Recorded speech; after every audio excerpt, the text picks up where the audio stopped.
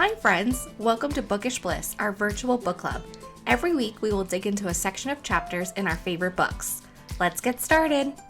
Hello everyone, and welcome to episode 54 of Bookish Bliss. We have a lot to discuss today. This week we are covering chapters 31 to 43 of Onyx Storm by Rebecca Yarros, so you don't have to read the whole book to listen, you just have to be caught up on the chapters we're covering.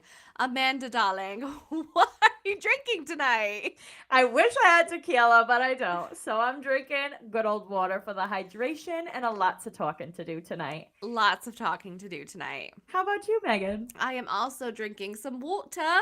And yeah, just no more chemicals for me at the moment. No more ginger ale. Love it. Chemical-free episode. Yes. So cheers to episode 54 of Bookish Bliss and another set of Onyx Storm chapters. Yes, cheers. Cheers. Only a few more sections to go.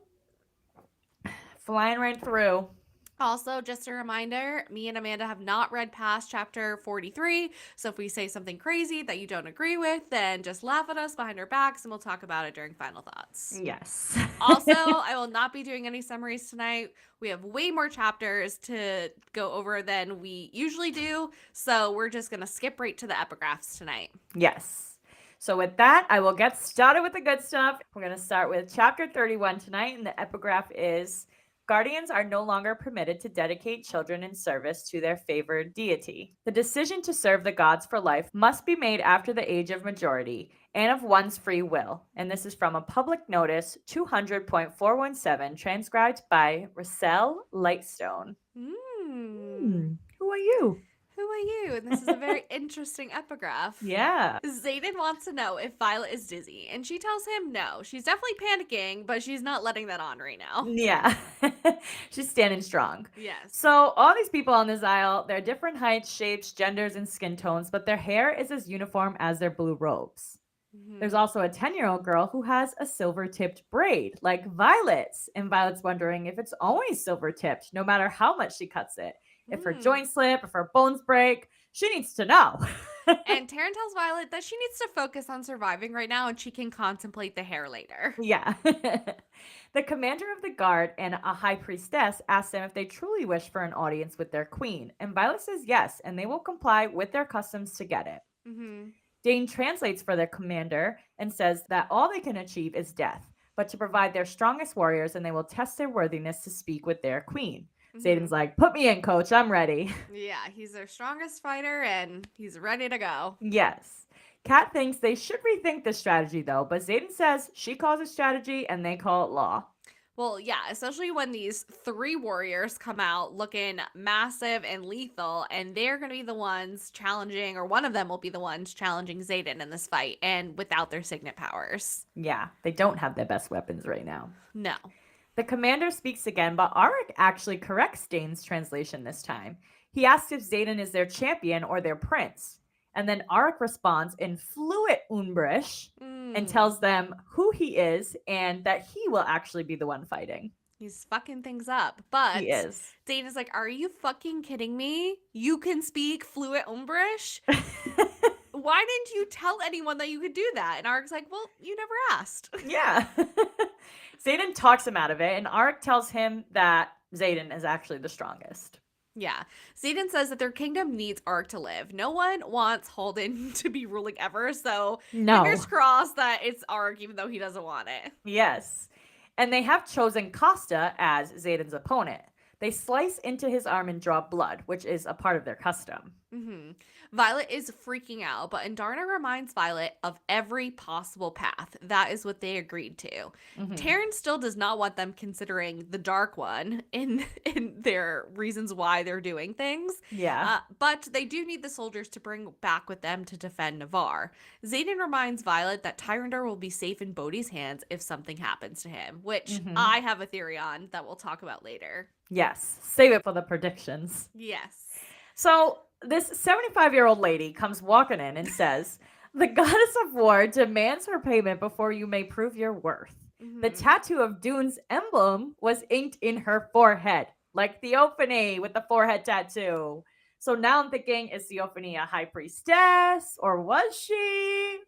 which What's kind of going go on against there? our Lyra theory, Yeah. but Taryn says that we have to focus. He tells Yes. Violet and us we have to focus. Yeah, literally. The priestess asks Violet if she agrees with Dune's ways, and she says she thinks it's a poor test of character, actually, and that Xaden is fighting without his best weapon. But the woman agrees, looking up at Sigale. The lady says that Xaden will not fight alone. So then the priestess slices Dane's arm and says, "Yep, Violet, you're right." And Palta, Costa's twin, will be his opponent. Kat is even like, WTF. Ark wants to fight instead of Dane, and Violet's like, absolutely not. What is up with the death wishes around here? Literally, but you know, she would be saying the same shit. No, literally. If Kat got chosen, she'd be Yeah. like, no, put me in. Yeah, literally. So Violet says she chose her life, and the high priestess says, then it is good we did not complete your dedication. Her what? Her what? The priestess asks her, does she not yearn for the temple? Usually the touch creates such longing that you can't help but return. Or perhaps you now favor another god, she says to Violet. Amari? The priestess says, I still see us among your potential paths, should you decide to take it. Just like Theophany telling her to choose her when she chooses to join the Venin. Weird. I feel like they're all connected here. Everything's connected. Yeah. They're the Venin on them. Who knows? Everyone is Venin. Yeah. So she says, Dune will accept you. It is not too late to choose her. Violet tells the priestess that she still chooses him. Xaden or Taryn, she's not really sure who she's talking about, but she said him. We're going to go with both because the answer would still be the same. Yeah, exactly. The high priestess says, so be it. Our goddess teaches while battles may be won by the strongest warriors, they may also be lost by our weakest. And both must be tested today, and she slices Violet's arm, calling her the fucking weakest. What a bitch. I was so shook at this part. I was not expecting Dane to get sliced to be brought in there. Never mind now Violet being put into this fight. But it looks like Violet is going to get her fight after all. Indeed. So the epigraph for chapter 32 is, with such one coloring in the vegetation, it comes as no surprise that it requires 4 times the amount of indigo to dye even the simplest garment. I can't help but wonder if the colors of our continent are the exception or if the Isles are. And this is from Umbriel, Isle of Dune by 2nd Lieutenant Asher Daxton. Asher Daxton. So I wonder why this name comes about. Well, I think he just took Lilith's last name and he took Sorengale. Yeah, or maybe he lied about his name. Ooh, could be either or. Could be, yeah. We'll have to see. So blood trickles down Violet's arm, and she will now have another scar to match the one Tynan gave her during threshing, which was a nice throwback to Fourth Wing. Flashback. Because it was just such easier times, just like waiting to see if she got a dragon.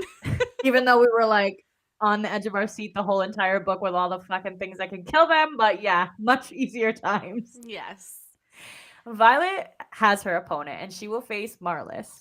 Xaden whips around to face Violet, and it looks like terror in his eyes before he turns back to continue negotiating weapons. And Darna is pissed, and Taryn has to tell her that being upset and angry will not help Violet, and Darna will need to control herself. Yep. And their choice of weapons is daggers. All 3 of them, Violet, Dane, and Xaden, have to agree, and they do. Yes, because Violet's best weapon is a dagger, so her boy toys are going to agree and choose daggers. Of course. They're also playing the best out of 3. And Violet looks at the statue of Dune and swears her eyes flash golden and glance her way for a second. And Violet's like, is this in Darna? But is it? I don't know. Then we get some raindrops start falling, and when there's rain, you know what there is. There's lightning. Xaden tells Violet to use her speed, and Violet tells him to stop. This is a challenge just without the mat, and all 3 of them will win their matches. Yes, they will not accept anything less than a win. Exactly. So the challenge begins, and Violet gets Marlis in the ribs, but she returns the blow pretty quickly. Marlis offers to remove her armor if Violet does, and of course, she passes. She needs the dragon armor to literally keep her alive. Yeah, pass next. Yeah. And Darna tells her, move faster. Atos is already unconscious. Oh, no. We're already losing. Violet maneuvers herself on top of Marlis, pinning her with her dagger at her throat and tells her to yield. But Marlis doesn't. Dane is unconscious on the ground, and Violet is like, fucking yield, bitch. She's getting stressed now. She's like, I have you. And Marlis is like, you might have me, but Costa has him. Fuck. Xaden is losing his challenge too. Which is crazy. Yeah, literally crazy. But within seconds, Violet throws her blade into Costa's shoulder, which gives Xaden the advantage he needs to knock Costa's blade loose. And Violet drops another dagger from her thigh and puts it right back at Marlis's throat. She's like, oh, now what, bitch? Yeah, we don't negotiate with terrorists. And you're not going to make me choose between my man and you yielding. I'll do both at the same time, bitch. Literally. And she didn't even move. Yeah. Xaden has Costa now, and Violet yells at Marlis again to fucking yield. And then lightning strikes, cracking rock and rattling the ground. What? And Marlis is like, I yield. Okay. Palta steps away from Dane, and he's breathing, thank God. But Indarna's pissed. Their loss say 1 match, not 3. But honestly, if it wasn't for Violet fighting, they would have lost. So thank God she fought. Xaden asks if the lightning was Violet, and she's like, the heat, the anger, the snap. But it was just a weird coincidence. Haha. Or was it Dune? But, there's not any magic here. So she's like, it wasn't me, but I still think it was her. Yeah, I think it's her 100%. Yeah. Xaden even checks Violet's eyes to make sure the lightning strike wasn't hers. Wild. Oh, shit. He's like, did you just pull? Are you vetted? Crazy. But can she pull from land that doesn't have magic? I don't know. I think it's so interesting that he checked her eyes. Yeah. So, potentially? Maybe? Or does he feel magic there and he's just not saying? Maybe. Interesting. Violet and Xaden both have cuts, but she tells Xaden that she thinks one of her ribs are broken. So definitely going to need to take care of that. Yeah, for sure. And after all this, we find out that Marlis is actually the queen of Umbriel. Oops. We had a fucking dagger to her throat multiple times, but here we are. They won 2 out of the 3 battles, so they earned her audience. But she will only speak to those who best her. So Violet and her talk terms. Hells yeah. Nobody else can speak to her. Violet tells her that they're seeking the 7th den, and the queen says, if there was such a thing, they haven't seen fire breathers in centuries. Violet asks her to be their allies and fight with them against the Venin, but the queen says she can't afford them. She will take the Devarelli approach. They can use their jungle to take shelter and rest, but as for fighting alongside them, the price is something they are not willing to pay. And Violet's like, okay, what is it? I bet you we can. Yeah. And she's like, well, it's what every isle craves. Dragons. Oh, hell no. Hells no. The queen also wasn't very pleased that Violet destroyed something that has stood for 700 years with that lightning strike. And she's like, it wasn't me. There's no magic here. And everyone's like, me. Yeah, I think it was you. Yeah, I think it was too. We're all smarter than Violet in this moment. She's smart. Doesn't happen very often. So. But sometimes she's not. Yeah. So on to chapter 33. The epigraph is, do not mistake a dragon's bond for fealty. If you expect a dragon to choose their rider over the well-being of their own kind, prepare for 2 things, disappointment and death. Ooh. And this is from Colonel Kayari's Field Guide to Dragonkind. Aww. Yay. So many epigraphs with Asher. We've missed this one. I know. We were so used to him in the first book. Literally. The plaza goes quiet, but no dragons have blown fire yet, but she can still feel Indarna and Taryn's anger. Violet is like, you cannot be serious. Literally. They don't want fully grown dragons, though. They're too arrogant. They only want 12 eggs, which is 2 from each breed except Indarna's breed. And she will bring her army to the continent. Violet is thinking they want eggs, so not the feather tails for their gifts, but because they thought they were malleable. Yeah, I guess they probably just don't even know the extent of what dragons can do, that they don't even know that the feather tails would be so powerful to have. Yeah, literally. Sigale leaps from the wall and lands next to Xaden on his left, baring her teeth at the queen. Oh shit, she don't like you. No. But Violet says, if you want to be a rider, cross the fucking parapet on July 15th and the dragons choose their riders, not the other way around. Nope. And the queen says, Surely I'm worthy. I'm a queen. Hell no. Who gives a shit? Literally. Sigale is about to literally blow fire at the queen, and Xaden steps in to say that Sigale is not impressed by titles. He would know. And Mm-hmm. Xaden understands Sigale's anger, but to maybe pick a guard to burn to death instead of the queen because we're still trying to negotiate here. Yeah. Can't blow the whole plan. No. But Violet says even thinking that they might accept that offer makes her unworthy because they do not fucking trade dragons. No. No. Bad. Bad queen. So the queen tells her, hold on to that indignation for We now, will. but visit again when they feel more desperate. She We won't. says, yeah, no. She says she knows they are dedicated to protecting their own, and perhaps a dozen eggs isn't such a bad price to save the rest of them. But Violet's like, dedicated. There's Fuck that word off. again.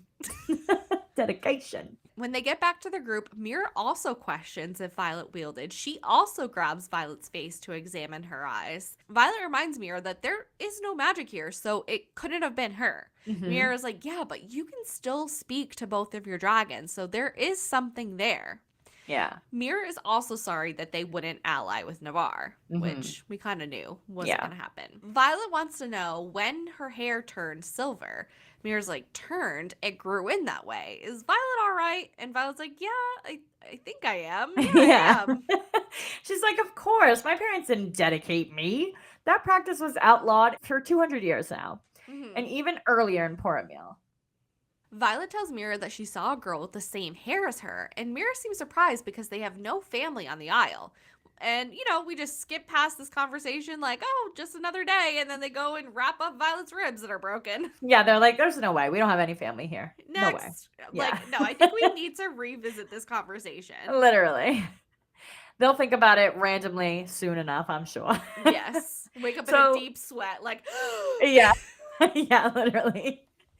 So they're on to the next isle, Hedotus, and they land in the cream-stoned capital, Vidaris. It's a whole community built on knowledge and peace. Violet notes the vegetation there is even paler, getting whiter, like our cover, the further they go out. Interesting. Taryn thinks maybe magic weakens the further from the continent one gets, but he's not sure how it can be much less than non-existent since they already can't use their sigments. But we know that's not true. Yes, indeed. Xaden tells Violet that they raised the original structures and they all basically looked the same. About 150 years ago, they rebuilt with what his dad called intention, which made me think of Xaden's second signet about intentions. Right. So where's the connection there? I don't know. Wait, this is Heotis. Yeah. Where his mom lives. Yes. Maybe that's the connection with the intentions. Oh, maybe. Ooh. Interesting. So Violet notices that this is a coastal city, but they don't have a port. And there are boats all over the place. So for the Isle of Wisdom, it doesn't really seem like the best approach. No. Violet says one of them has to prove their wisdom in order to meet with the Triumph. And Riddick's like, all right, Violet, you're up. You're about to take one for the team here. She's always taking one for the team. Literally. Kat can't believe they elect people for high leadership. How can they have the skill to lead if they haven't been taught since birth? Ark is like, being trained from birth doesn't mean anything. Is anyone excited to have Halden lead them one day? No. Absolutely not. Absolutely not. Kat actually smiles at Traeger and is tracking his movements when he's checking on Violet and Xaden's wounds, and there is actually a mouth-shaped bruise on his neck. Ooh. Smooching! Okay, Kat and Traeger. Violet's injuries are healing well, but Xaden's cut is still pretty bad. They will use some medicine she packed from Brennan to help with the inflammation and fight off the infection. Thank you, Brennan. Also, I think this part is really interesting, and I think it's going to pop up at a later point, but Mira and Drake are arguing, again, about Drake's Pelson flight formation / maneuver. Mira thinks that the Wyvern would pick them off twice as fast for dividing their forces in that kind of environment. Mira had studied this at length because it was her job to beat Drake's and to best him. Drake has no real-world experience to prove his theory, and she just wants him to stop talking. Yeah. Taryn's like, we have company, and these freaking people have silver streaks in their hair, too. Ugh. We meet Ferris, the second triumphant, and he welcomes them to the Isle. He brings forward his wife, Talia, and Xaden freezes, and Talia looks shocked. What an actress. Hmm. Garrick is like, oh shit. And then Talia calls Xaden by his name, and Violet's like, what is happening here? Yeah. And Xaden wraps his arm around Violet like she needs protection. Yeah, because Talia is Zayden's mom. Whoa. Crazy. On to chapter 34. So the epigraph is: It has been the experience of my lifetime to spend these months with others who value knowledge just as reverently as I do. But though their intelligence and their wisdom inspire me, their artifice terrifies me. And this is Hedotus, the Isle of Hedion by Captain Asher Soringale. Violet said of all the ways she envisioned getting to know Xaden's mother, holding her at bay outside of their bedroom door because Xaden refused to see her was not what she had in mind. No. Trying to worm her way into the room with snacks and treats. Leave the treats and go. Yes. Xaden looks very much like his dad, but there are traces of Talia too, Violet thinks. The high cheekbones, the shape of their ears, and the gold flecks in their eyes. Fingers crossed we can find a way to make Xaden's gold again. Yes. Fingers His, crossed. fingers crossed. His mother is hoping that they can do dinner, even if it's just for small talk. And Zayden's mother was still young when her contract expired. She never thought that she would get the chance to see Zayden again. But Taryn's like, tell her the truth. He fucking hates her, as does Sigil. Yes. Apparently, Sigel wants to burn her, but she's still contemplating her options. I agree with Sigil. Yes. Zayden's mom wants to have dinner with them and offers a promise to get them a meeting with the full triumvirate if they do. She's also offering some answers that they'll look for to evaluate her acumen. Violet says what she needs is for Xaden to be all right, and if that means setting this house on fire and anything else on this isle, then she will hand Xaden the fucking torch, even over her mission. Talia can see how much Violet loves her son, and that Xaden must love her too if he risked Orisha for Violet. Yep, something that his dad never did for his mom. So she slams the door in her face, is like, I'll see you later. Violet finds Xaden sitting on a balcony against the wall and Garrick and Riddick standing watch. Violet sits with Xaden. He tells her that he found the vials that Bodhi gave her, and he tells her to use them anytime he's acting not like himself. Thanks. Also loved the part where he's like, we could use this when we're back home, a little 1-2 combo, and I can touch you anytime I want. Yeah. He's like, this is good. Xaden knows the snacks came from his mother, and Violet says, well, she really only wanted to talk to you.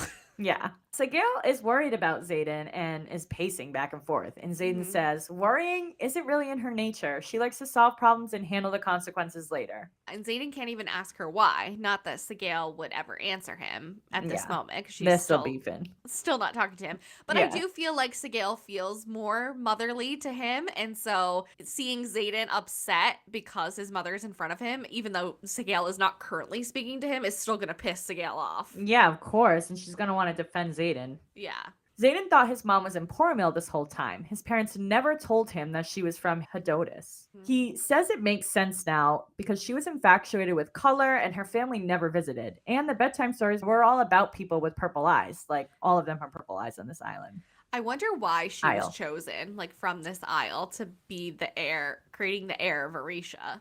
Well, it must have been for a strategic contract because that's all they give a fuck about. True. I wonder what, like, Tyrandor and this isle got out of it. Yeah, I don't know. Violet thinks about when her father had time to even study the Isles, but she doesn't have the courage to ask her grandmother. No. We know that Mira just went on a trip to see her. And Mira has secrets. And won't tell us what happened. We also see Kat and Traeger walking down the beach hand in hand, which is so cute. So cute. Xaden's like, well, it's about time. Traeger's been pining after her for years. Yeah. Violet tells Xaden about the dinner his mother invited them to, and he would rather stay in bed with Violet, but that isn't going to fix their problems. But I could use another scene of them in bed. Yeah, same. Yeah. Violet doesn't think she's the best person to be asking about going to this dinner because not because his mother charmed her with snacks, but because her mother just died and she would give anything for 10 minutes with her mother with all the questions that she has. Yeah. So whatever choice that Xaden makes will be the correct one and she will stand by him. Their situations, though, are very different. Xaden's mother abandoned him. Does she deserve his 10 minutes when on his birthday she made him a chocolate cake and then disappeared into the night? No, she doesn't. Absolutely not. Absolutely fucking not. But of course, Xaden, he's still in his feelings about his mom.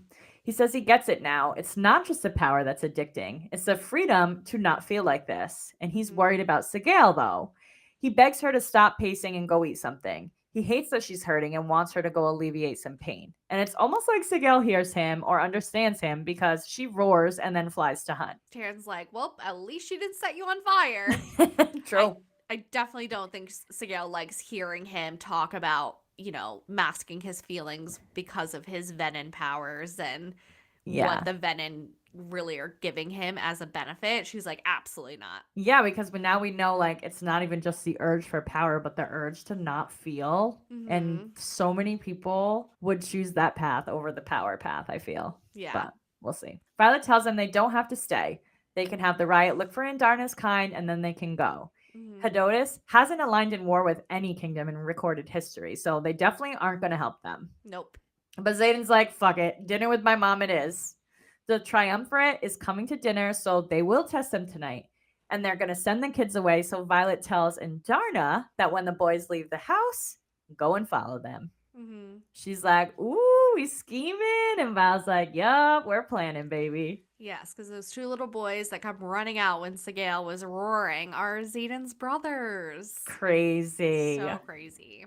He does have siblings after all. Violet doesn't want Xaden to barter any of his pain away, to feel it or to give some of it to her, and she will hold it. She will hold anything and everything that he doesn't want to feel because she loves every part of him. Oh. I know. Love them.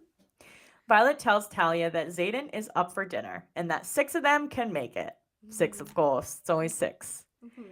She also brought a peace offering for them. Dried arraignment from Brennan's med kit, which is going to come in handy. It is. It is. It is. On to chapter 35. The epigraph is, the god of wisdom is the trickiest to placate. Hedion seems to only answer to those who actually do not pray to him. Interesting. And this is from Major Royalty's Guide to Appeasing the Gods, the 2nd edition. Yeah, it is interesting that they say that, like when Fyrus or whatever says something kind of differently in these chapters. Yeah, interesting. Dinner time has arrived, so let the games begin. Hell yeah, baby. Nayari, Rosalind, and Faris are dressed in sacred ceremonial robes that resemble the scribe robes a little too much for Violet's liking, besides their color. Yeah, or ours. There are 10 people at this dinner, and Talia looks the most on edge, where Xaden looks perfectly in his element at Violet's side. Our group at the table is Violet, Xaden, Garrick, Kat, Mira, and Arik, and they all do a little prayer, and they are ready to eat. Ferris says that Talia is happy for the gift Violet gave them, which is the tea. Interesting. You're going to be real happy about it in a little bit. Yes. Violet asks if this dinner is a test, even though they are not in a formal setting, as is custom, nor are there witnesses. Talia is serving them and thought an informal setting would probably be best, since they have a delicate nature of their relations at this moment in time. Boo. Boo. Of course, though, they ask about the dragons and if they die when their riders die. But Violet says it depends on their dragon. Usually no. Kat, though, says griffins do. They bond for life. And she defends the griffins, saying they allowed them to win the Great War and to survive for centuries of war after that, when Faris asks if she respects their choice given how weak humans are. Fucking douchebag already. Literally.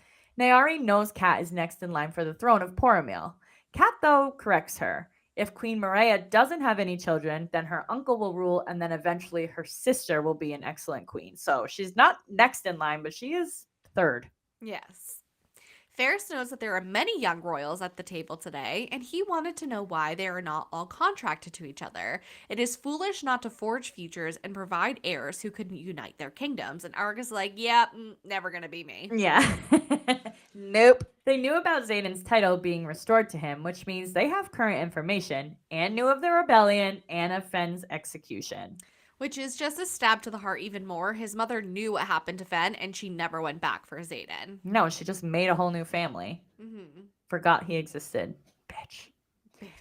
They asked Kat and Xaden why they don't marry and combine powers, and Violet realizes that they're actually not judging them for their intelligence, but instead dissecting every life fucking choice they've ever made. Mm-hmm. They believe a contract marriage would be most wise, and they are ready to arrange the wedding the next morning. They're like, we got all the materials, we got everything here, let's do it.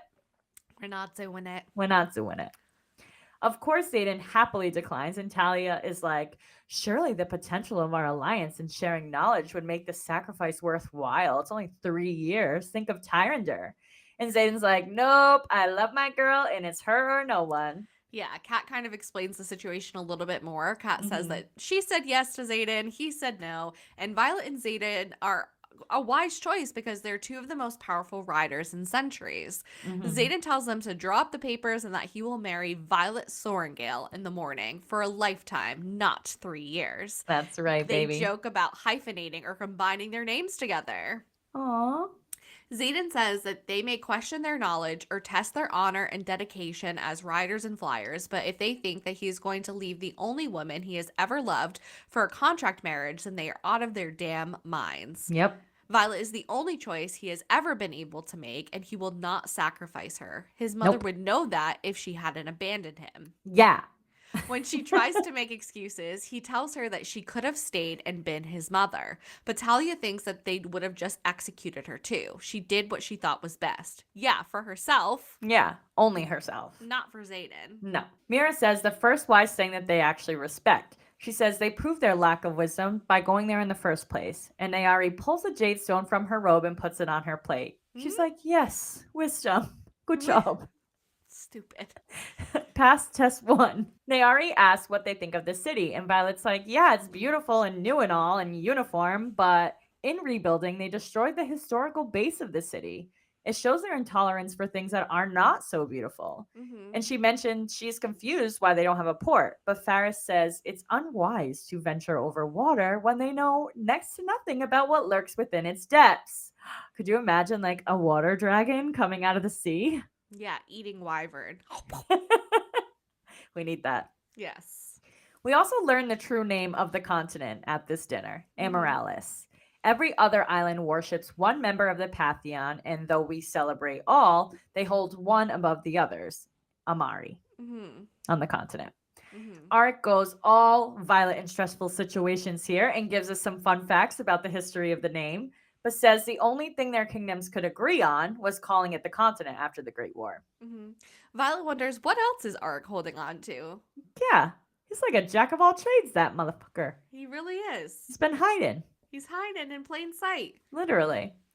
Arik says tracking down the Eards is their best hope to gaining numbers and maybe figuring out how they even beat the Venin 600 years ago.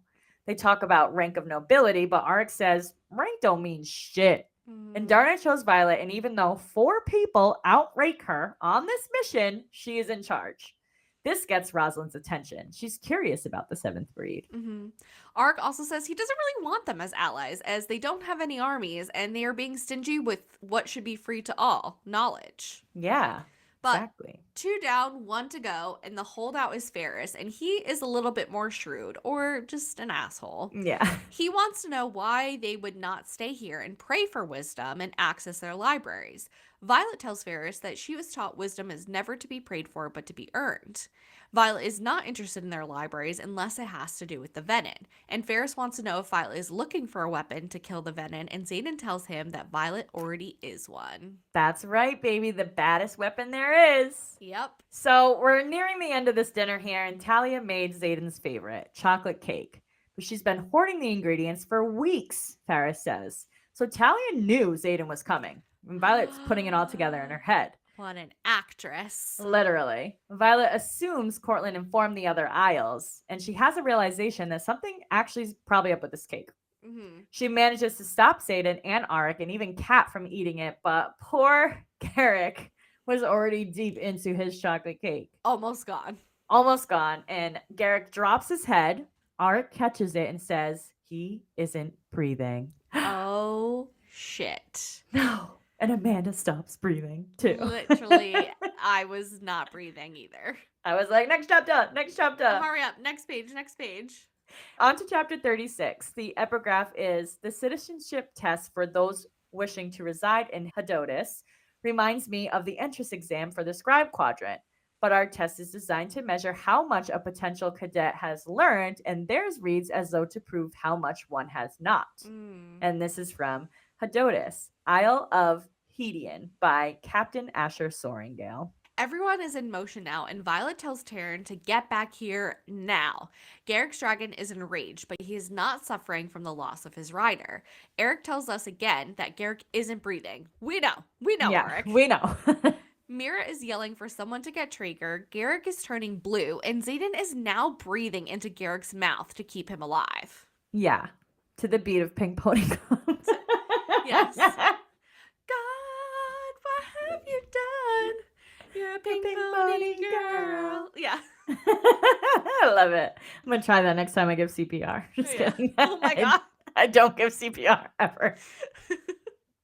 So our smarty little girl, Violet, is trying to smell the cake and figure out what poison was used. And she smells something sickly sweet, but literally it could be anything.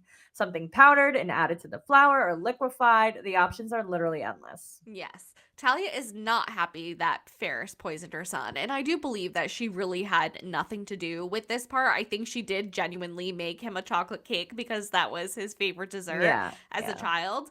But Ferris said that her son was wise enough not to eat it. Their Isle can be unforgiving. She should be proud and not angry. Ferris is like, is this the part where you threatened to kill me? I want to punch him in the face. I literally was like, Violet, throw a dagger.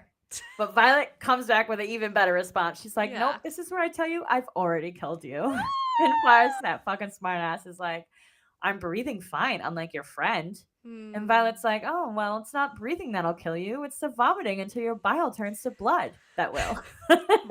Violence. Yeah, literally. Here's where she gets the nickname from. Yes. Varys was like, I watched you drink and eat everything that we have. And she was like, well, not before dinner. She poisoned the tea. Yep. She's willing to make a deal with them. She was saving it in case she needed leverage, but if he gives her his antidote, she will give him hers. He doesn't budge, though, and he thinks he will be alive long enough to watch his guards slaughter them. Violet's like, oh yeah, with 10 lethal riders and flyers, 4 griffins, and 7 pissed off dragons? Bring it, bitch.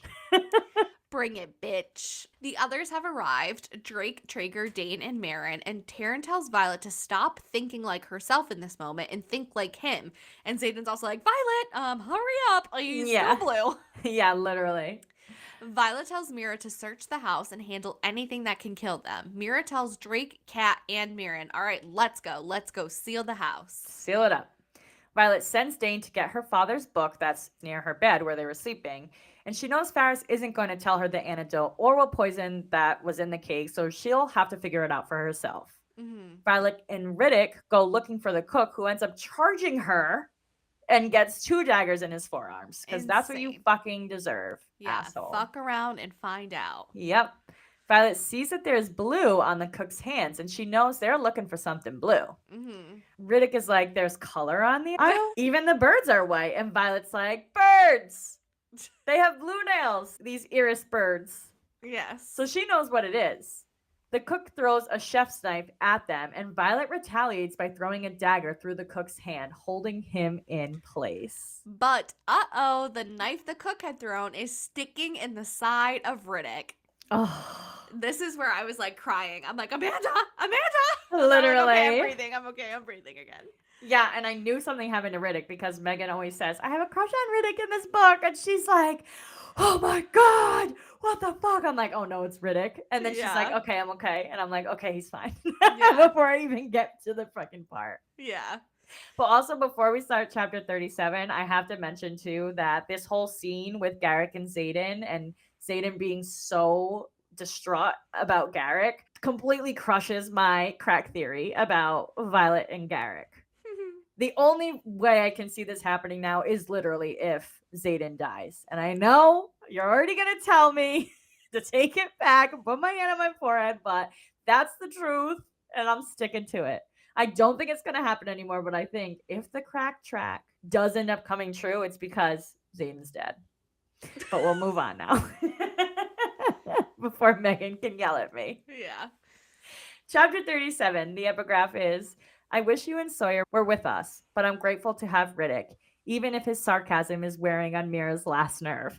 And this is recovered correspondence from Cadet Violet Sorengale to Cadet Rhiannon Mathias, which kind of confused me because how the fuck is she getting missives to her at this point?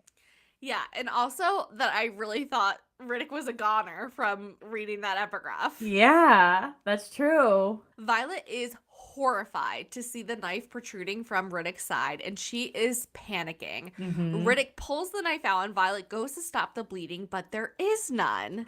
Apparently, the cook just caught the edge of his flight jacket, and Riddick is like, "Come on! I have 4 uniforms, only 1 flight jacket, and I hate sewing!" Yeah, could you imagine like being Violet in this fucking moment? No, I can't. Well, yes, I was also gulping for air like Violet currently is, still trying to come to terms that Riddick is okay and he is not going to die. Thank Riddick God. understands and tells her that he loves her too. Aww. Riddick wants a squad patch for this. Yeah. He wants a squad patch for everything. Yes, but our girl knows what the cook put in the cake. Indeed. Violet grabs her father's book from Dane and looks up Zakia berries. Poisonous when allowed to ferment. Treat with fig or lime to the back of the throat within 1 hour. She sends Dane to get figs from the veranda by their room, and Arik to get 5 cups filled with water, and Zayden to figure out how to make Garrick swallow. Yes. She's like, Zayden, make him swallow. Violet is arguing with Faris at this point and says it shouldn't be a competition. Logic and wisdom dictate that you assist us so you don't become them. He's like, this is your war, not ours. We are safe. We have no magic here. And she's like, you fucking idiot. They'll still drain you. Yeah, they still can get power from you. Yeah, the life out of you. Yeah. But who cares because Garrick is alive. Yay! Yay! Zayden still looks worried, but Violet says he will be fine because they are under the hour mark. Zayden goes to attack Ferris, but Violet stops him. Zayden also almost got into Riddick's face. Interessante. Violet is like, what should I charge you for? The antidote. And he says, meet Malik. He's such a little shit. Yeah, he's not giving up. Violet says it's a shame that they don't know more about Tyrander since Talia spent almost a decade there. Not almost a decade. She spent a decade there. Yeah. Arraignment of all things she should know about. Mm-hmm. She says they are leaving with an alliance, an understanding, or a newly elected triumvirate. Faris is like, I'll turn on you when you leave. But of course, Violet has thought of that too. She's like, do you think your Isle would support your next bid for power if they knew you were outsmarted in your own home? Ooh. Nope, they fucking wouldn't. Violet's like, we're going to fly out here without you saying a word. And you want to know why? Yeah, Because why? you love your sons. And there are only 6 dragons outside because one Irid is watching your sons through your parents' window. And she will stay until she knows we're out of range of any weapons that he may be hiding. Wild. Mm-hmm. Faris says, you didn't outsmart me and none of this happened. And Violet's like, I didn't do it alone. My father helped. No. Yay, Asher. They only have 2 major isles left to search for the Irids. Violet notes that the power in the sun shield rune she carries still holds. Thank God we don't need her getting sunburn on top of broken ribs. No, definitely not. They make it to the next isle and people are waving at them, which is unusual. Yes. They don't want to kill them here. There are waterfalls everywhere, and the capital city sits atop of it all and takes Violet's breath away. Yeah, sounds beautiful. Yeah. There's a crowd in the amphitheater, and Darna thinks they are actually expecting them. Of course they are. So has every other isle so far. Yes. This one's just Violet- not making it a secret. Yeah, exactly. Violet notes that they are clearly outnumbered, but no one has weapons here, and she feels her magic again. Whoa. Here we go, because we're even further from the continent now, and now there's magic, so I'm like, interesting. That is interesting. On to chapter 38. The epigraph is, to live amongst the Zenalians, because I don't know how to say the word, so I'm going to make my own up. Yes. You must prepare to accept luck as your guide and chaos as your standard. And this is from Zelna, Isle of Zenal by Major Asher Sorengale. Mm-hmm. Zelna has magic. Not enough to channel, but enough for them to be able to communicate with their dragons again. And Zayden and Violet can finally talk down the bond now, too. Yay. Thank God. I missed their mind-to-mind banter. Me Xaden too. tells Violet that Sigale is yelling, but he will take that over the silence. Sigale has been cataloging every one of his missteps based on how quickly she listed them to him. Xaden tells her that he needs Violet to make another promise, that she will never get in between him and someone else when he is not in the correct mental space. Yeah. Violet is like, you would never hurt me. And they are still mind to mind arguing. And Riddick is like, they do this all the time, just like ignoring everyone else around them and just pretending like they're the only ones in existence. Well, Kat and Literally. Traeger like trying to talk to them and they're just like fighting like in their minds. Yeah. But Violet is right. She's like, well, who am I supposed to be? Am I too precious to get close? Or am I the one who needs to know which shadows is yours to end you? Yeah. She says Xaden would do the same in her position, but they need to end their mind argument now as the emissary is coming towards them. Yeah. They're like, okay, we gotta go. We gotta talk about this later. Yes. Arik, of course, can speak their language fluently. Calixta knows they want to secure an alliance. Word of their travels reached them, and they were waiting for them ever since. Their queen is eager to come to their aid, as they have always deeply respected Dragonkind and the Griffins. Interesting. Dane again is super mad that he has learned all these languages for no reason. Literally, he's like, why was I tortured as a kid? Calixta, though, says they have to first see what the gifts Zanal has chosen for them. If they are willing to play and accept their gifts without complaint, they will be granted entrance to the city and the queen. If they don't accept, Zanal may gift them fortune or take it, and then they won't be able to ally with them. That's Yeah. the case. Calixa pulls out a stack of cards and says each card represents a gift. They will pull a card and receive their gift, and they cannot complain. Mira gets wine. Nice. Marin gets 2 orange tunics. Dane gets slapped in the face, and this is where I was like, uh-oh. Yeah. That Garrett- can't be the worst. Yes. Garrett gets a rusted steel bucket. Okay. Eric gets a broken hand mirror and cuts his thumb. Xaden is given an empty glass box. And Violet gets this black compass on a dark chain. She notices, though, that the needle doesn't point anywhere near north, and she thinks it's broke. But what do you have for different thoughts? I thought the compass was actually going to get them to the Irids or somehow point them in the direction of the Irids, but the Irids find them. So I was wrong. But it might help them in the future of relocating the Irids. True. Riddick gets lips and it gets kissed by a man on each of his cheeks. Kat gets a gold necklace with a ruby on it. Drake gets an orange tabby kitten. Aww. I know. And poor fucking Traeger gets an arrow that goes through his heart and instantly kills him. And none of them can fucking complain. Wild. I was shook. I knew something bad was going to happen, but I didn't realize that someone was going to die in this moment. I mean, I guess we haven't had anyone die really in this book yet, so we were due for someone to be dead. But fuck, man. He just got with Kat, woman of his dreams, and now he's dead. Poor Kat, dude. And she can't even react, because if she reacts, they're fucked. Well, she is reacting, but her brother's there. Yeah, they're like holding her mouth or whatever, like trying to calm her down, but yeah. So sad. On to chapter 39. The epigraph is, sometimes the best gift of the god of luck can give is his absence. Yep, I would say so. And this is from Zelna, Isle of Zanal by Major Asher Sorengale. Violet is in disbelief and Xaden is mind yelling at her not to react. Violet feels like this death is her fault. This is her mission. Drake is holding back Kat and covering her mouth while she screams. And Scylla, the griffin, dies after Traeger falls, never reaching his body before she collapses. So sad. I just heard the griffin cries from Iron Flame in the graphic audio, and I was bawling my eyes out here. So sad. Kat's griffin covers Scylla with her wing. Xaden is still yelling at Violet to focus. He can't do this for her. She has to do it herself because they know that Violet is in command. So Violet looks them in the eye and tells them, thank you. but Oh, really she means fuck you. yeah, same. That night, after the meeting with their authority, the rest of the group is resting and mourning, and Violet tells them that it's done. Yep. The Arids aren't there. Arik agrees to terms, which were oddly favorable for them. Mm-hmm. And they're going to send an advance party within the next couple of months and the rest of their troops when they're ready to receive 40,000 of them. So at least they're aligning with them. Yes. Traeger's death was not for nothing. Exactly. Marin wants to bury Traeger and burn his griffin, but Kat thinks that they should be burned together. Mm-hmm. There are dozens of uninhabited minor isles within a day's flight north, and Kat wants to pick one to burn them. And maybe the Irids are here. They will go split up, search the isles, and then head to Loisim, which is the last isle. Mm-hmm.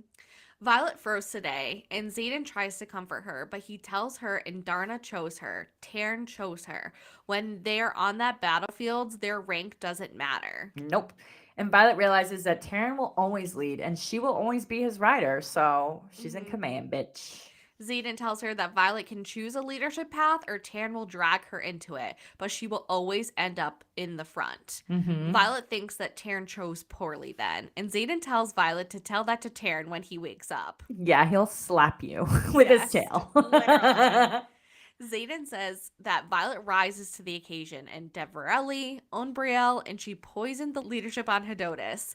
Xaden says wait until she not only embraces her confidence, but lives in it. Xaden says that Violet will be better than him, that she has to be because she told him that she would help protect Tyrande.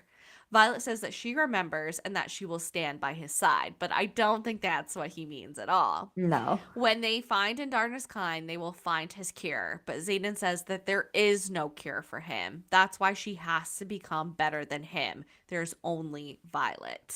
Oh. So at least they're not both delusional, only Violet. Yes. He knows that he's Yes. fucked.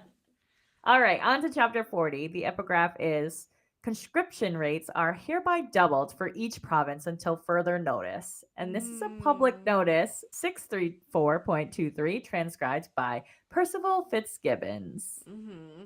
Is this old or new, though? I'm thinking it's new because of how many people they're down because of their losing to Venin and Wyvern left and right. They need more people. Yeah. Atrum is carrying Traeger's body, and Taryn is carrying Scylla's, which I feel like is a monumental moment in the dynamics of this squad. Yeah, Griffin and Dragon together. They're just stronger together. Yes. Taryn spots land. They made it to one of the smaller isles, and there is more magic here than on Zelna. They came to bury Traeger and his griffin and commend their souls to Malik. Mm-hmm. Drake thinks, though, that they're off course. Right now, they're on the southern tip of an isle chain of volcanic formations, and it doesn't look like anything on the map. But there is another large landmass to the west with big cliffs. Mira scoops Drake's kitten out of his hands, and Drake named his kitten Broccoli. Broccoli! I love that. Mira wants to know why he didn't name the cat Carrots. She's orange. And Drake says just to infuriate Mira. Oh, the flirting. I'll take it. Yes. They decide they're going to split up and check all the smaller isles while they're here for the Irids.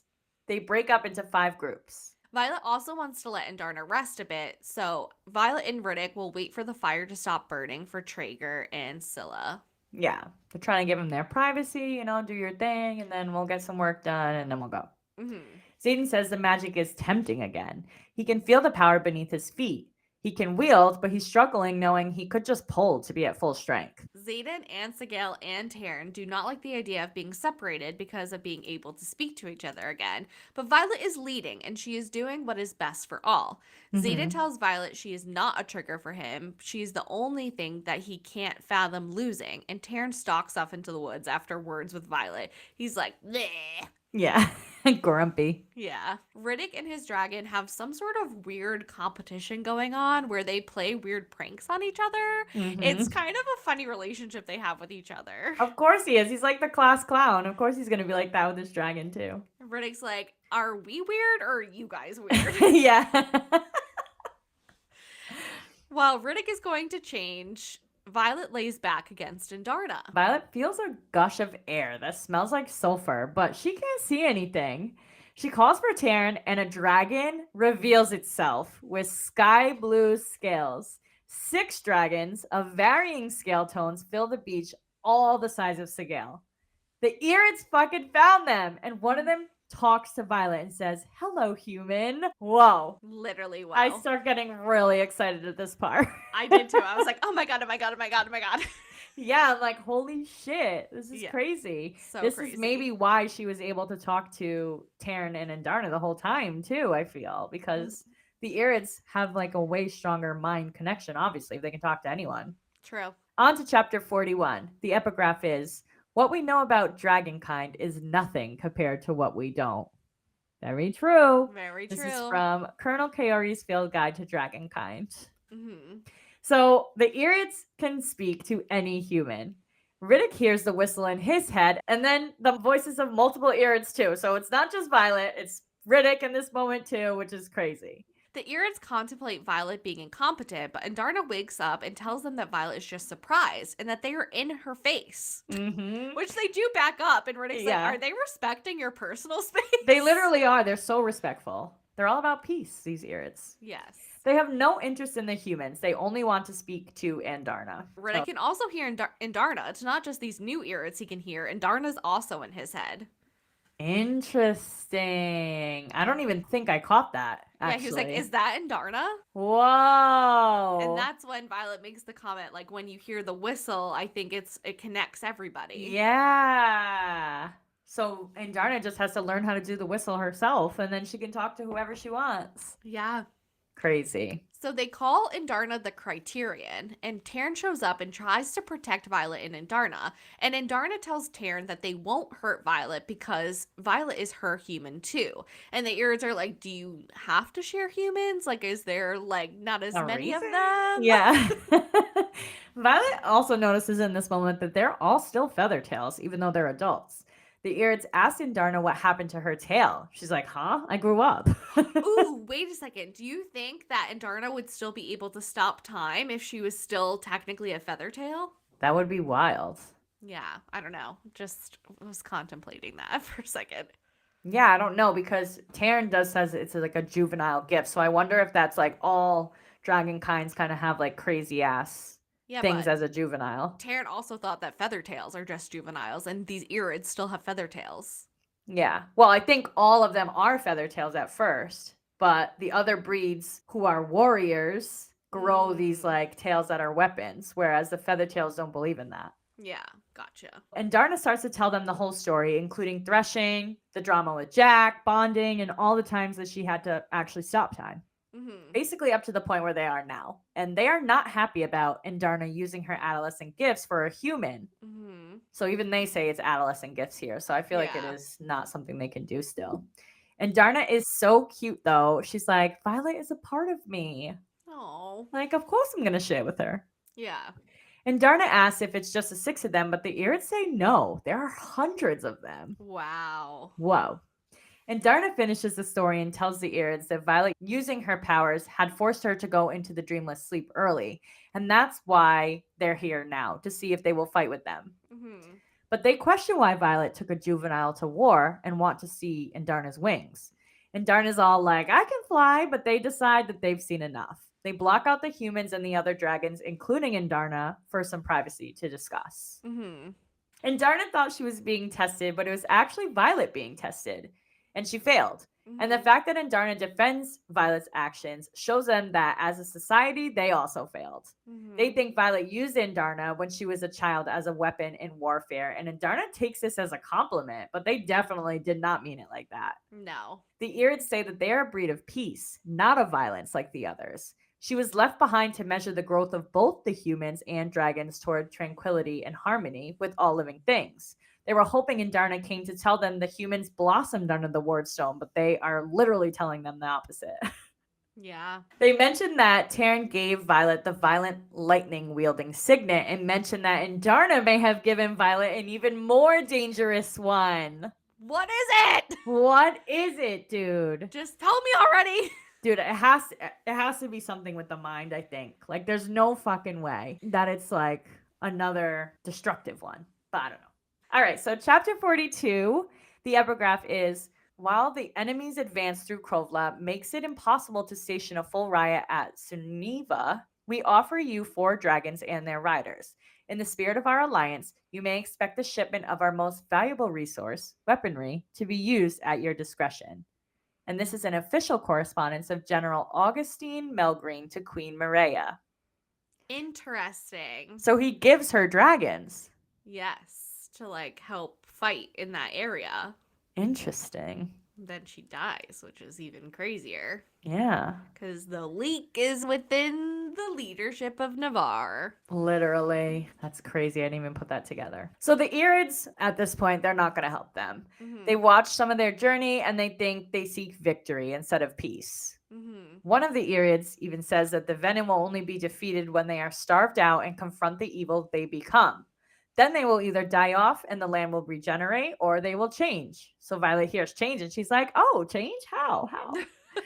And then Darna's asking this for her. Yeah. They say maybe their offspring can evolve. Here we go with the fucking offsprings again. I know. But they confirm there's no cure because the power exchange to venom kills the soul a little bit at a time. Mm-hmm. So literally, he's a goner. He's a goner. And Darna is like, will you at least tell us how you defeated the Venom back during the Great War?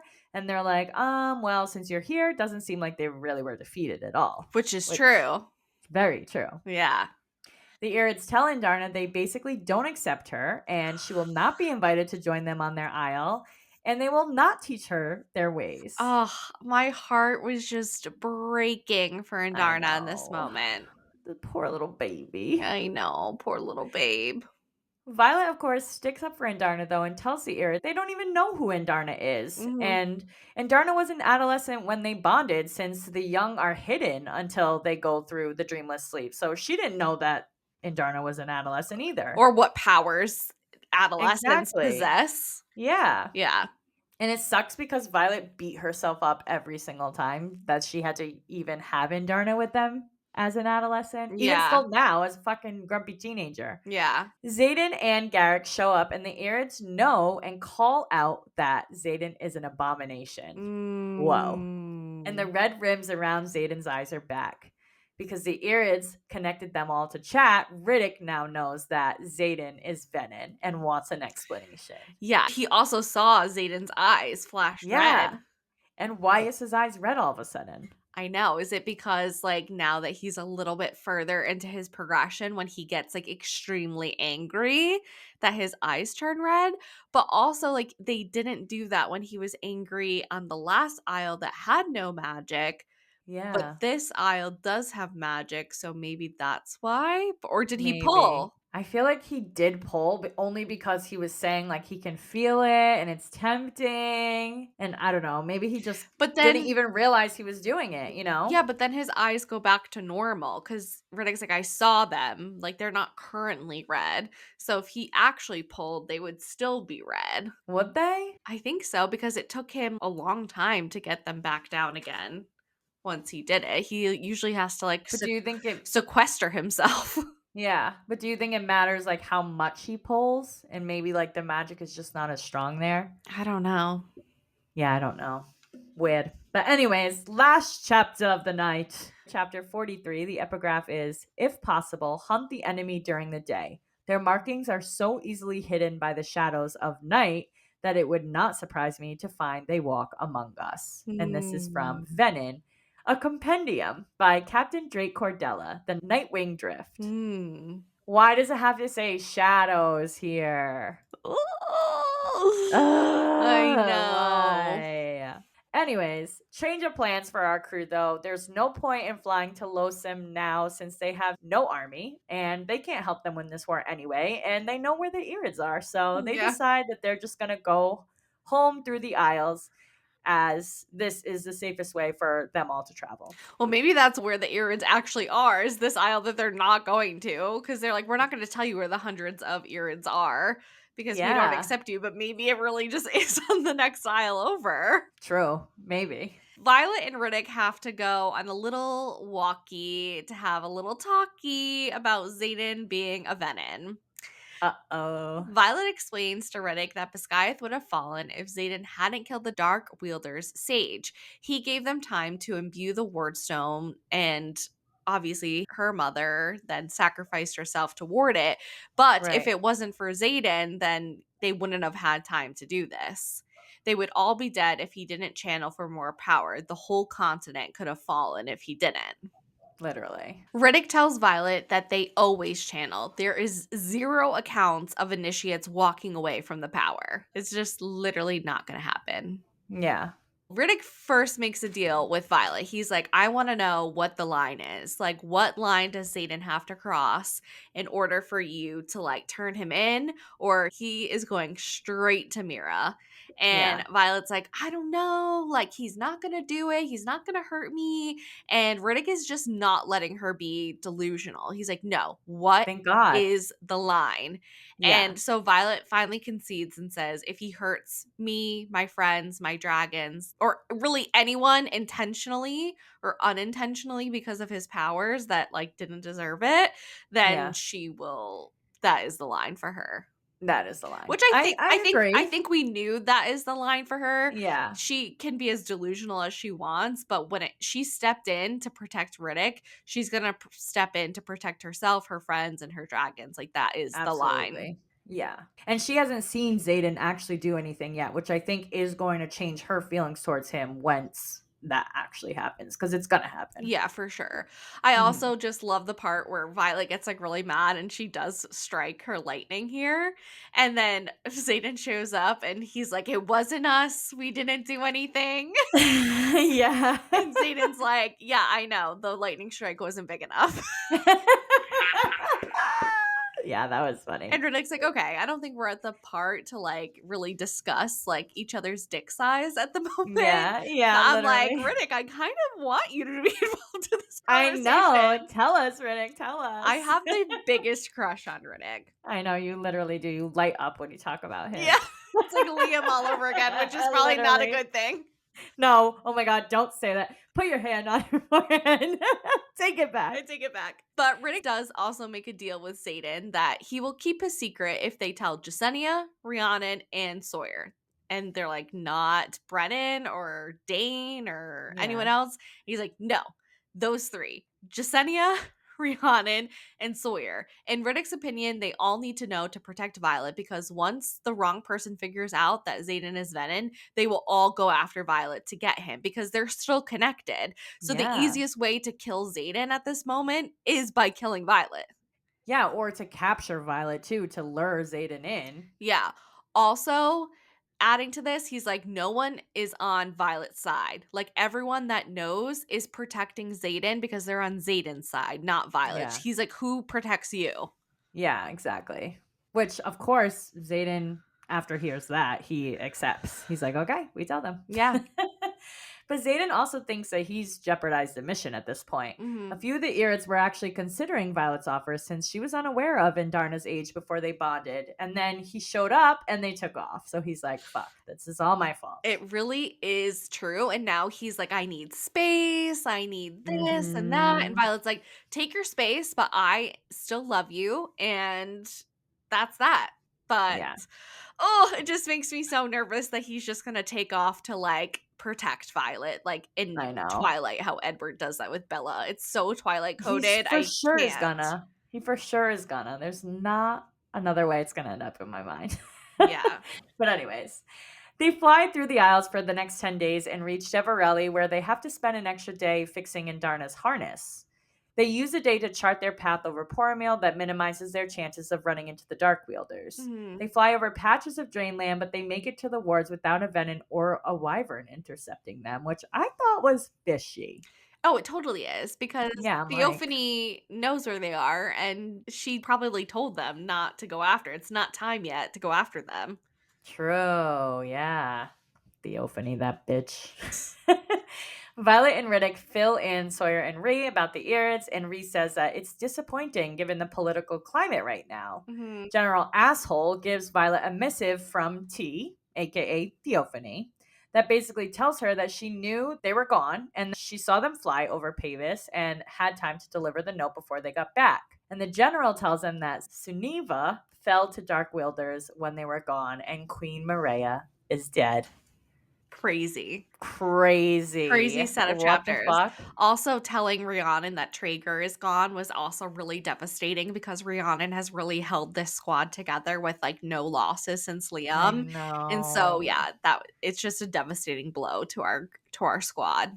I know, and I feel like she wasn't even there and she still blames herself, so it's sad. I know. She can't even do anything I at that know. point, but I'm dying to go read more. So let's touch on these little predictions we have here. Fast predictions here, just like fast magic back in the day. Oh, Fast magic. oh, Oh, what a okay. flashback. I love that. Okay. So, number one, I think the Irds are going to change their mind and come to help. Maybe not all of them, Mhm. but I think some that were even thinking about it, they're like, yeah, we're going to go. I also agree with you. I don't know if that's going to happen in this book, but definitely Yeah. in the next book. Yeah. True. I also think that Xaden is going to do something stupid and channel again or give up his cover, and Violet will end up seeking out Theophany for the cure. Mhm. And this is where she's going to make a deal that she doesn't like, but she has to keep it. Yeah, I agree. Yeah, Xaden is like totally breaking up with her or doing something. I'm convinced at this point. Like, I Yeah. know I don't like it in my heart, and I I know. hope by the end of this series that they're back together. But fuck. Well, I feel like Violet too is feeling so hopeless at this point because the Irits can't help her.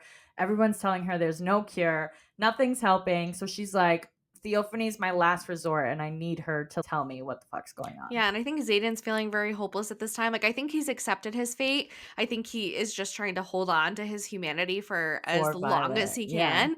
Yeah. But I think that he knows that the end is near, Oh, he definitely knows. and yeah, it's He's just been prepping her. it's devastating for sure. Yeah. Just all the foreshadowing and the talks they've had just in this set of chapters alone, never mind like the other, chapters that we've already read. It's just like prepping us for a heartbreak. Absolutely. I agree. So me and Amanda kind of have a shared one. So we think Arg's love interest theory because he's the only person that we don't have connected to anybody yet. Yeah. Because I think Dane and Sloane have a thing going on just from the previous chapters. Yeah. And then, but we're like, Arg has no one. And if it was going to be Sloane, there would have been signs already. But we're thinking maybe a Violet versus Cat again if Xaden and Violet do Mhm. break up. Because, and this also kind of goes with my Bodhi theory, because there's so much foreshadowing of Violet being this like ruler, this person in front that she's going to save Tyrande. And even when they were like foreshadowing Violet, Arc's like, I can see her as royalty or whatever. And Xaden's like, a duchess at least. And there's just Yeah. been so much foreshadowing that I think Violet is definitely going to end up with a royal title at the end of this book. Now, is she going to be a ruler alongside of Arc, or is she going to be a ruler alongside of Bodhi in Tyrande as the Duchess of Whoa. Tyrande still? Because she promised to take care of Tyrande for Xaden no matter Tyrande. what. So does she rule alongside Bodhi? But Because I think you said at the end of this book, but I think you mean by the end of the series. yes, sorry. Okay. No, it's okay. I just want to make sure because that's a lot to happen in the next one, Yes. 200 pages. But I also think that Kat still has like that thrive for power as well. And so I think she wouldn't mind saddling up and having a contract marriage with Auric or Bodhi or someone. So I think like there's going to be Or a maybe it is mixture of love. things. Maybe it starts off as a contract and then they fall in love. Maybe. Auric deserves Hopeless someone nice, romantic. and so does Bodhi. Unless Yeah. they do something crazy the rest of this book, that's how I feel right now. I agree with that. I like it. So that's all we have for you today. Please let us know what you think by leaving us a review and comments on any of the platforms you are listening/watching on or on our social media pages. This helps tremendously to get the word out and lead more listeners to find our show and tune in. Yes, don't forget to email, follow, subscribe, rate us 5 stars, and tell all your friends about us. And we hope the rest of your day is blissful. Bye! Thank you so much for listening. Join us next week where we start part 4 of Onyx Storm by Rebecca Yarros, covering chapters 31 through 43. Happy reading!